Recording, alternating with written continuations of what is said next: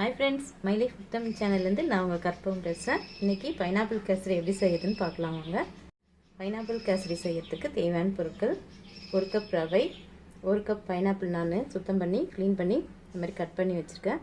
1 cup சர்க்கரை, 10 முந்திரி, 10 திராட்சை, சிட்டிகை உப்பு, சிட்டிகை மஞ்சள் தூள் எடுத்து வச்சிருக்கேன். ஏலக்காய் 2 பொடி பண்ணி வச்சிருக்கேன். இது நெய் 2 ஸ்பூன் ஆயில் கலந்து வச்சிருக்கேன். எப்படி செய்யறதுன்னு பார்க்கலாம் வாங்க. ஸ்டவ் ஆன் பண்ணி ஒரு பேன் வச்சுக்கலாம்.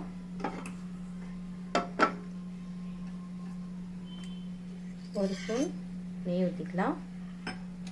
முந்திரி திராட்சை வறுத்து எடுத்துக்கலாம்.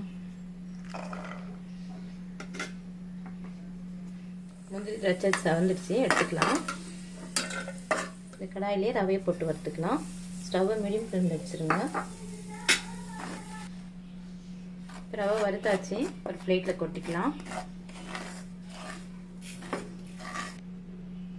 இப்போ அதே பண்ணலாம், ஒரு ஸ்பூன் நெய் ஊற்றிக்கலாம். பைனாப்பிள் லைட்டாக வறுத்து எடுத்துக்கலாம். பைனாப்பிள் வதங்கியாச்சு, ஒரு நிமிஷம் வதக்கினா போதும். வேறு பிளேட்டில் மாற்றிக்கலாம். அதில் தண்ணி ஊற்றிக்கலாம். 1 கப் ரவைக்கு 2.5 கப் தண்ணி ஊற்றிக்கோங்க. தண்ணி கொதிக்குது, உப்பும் மஞ்சத்தூளும் போட்டுக்கலாம். இதிலே இந்த ரவை நம்ம வறுத்து வச்சுருந்த ரவையும் முந்திரியும் போட்டுக்கலாம். போட்டு நல்லா கலந்து விடுங்க. ரவை வெந்துடுச்சு. ரவை நல்லா வெந்த பிறகு தான் சர்க்கரை போடணும். சர்க்கரையை போட்டு நல்லா மிக்ஸ் பண்ணி விடுங்க. சர்க்கரை போட்டதும் கொஞ்சம் தண்ணியாக வரும், அது கெட்டி பதம் வர வரைக்கும் கலக்கி விடுங்க. இந்த மாதிரி கெட்டி பதம் வந்ததும் நம்ம ஏலக்காவை போட்டுக்கலாம்.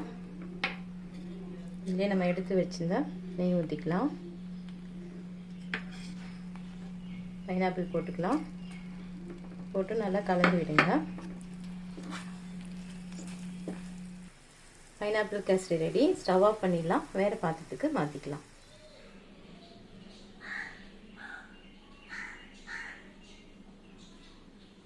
சூடான சுவையான பைனாப்பிள் கேசரி ரெடி ஆயிடுச்சு. ட்ரை பண்ணி பாருங்கள், ரொம்ப சூப்பராக இருக்கும். வீடியோ பிடிச்சிருந்தால் லைக் பண்ணுங்கள், ஷேர் பண்ணுங்கள், கமெண்ட் பண்ணுங்கள். நம்ம சேனலை சப்ஸ்கிரைப் பண்ணுங்கள்.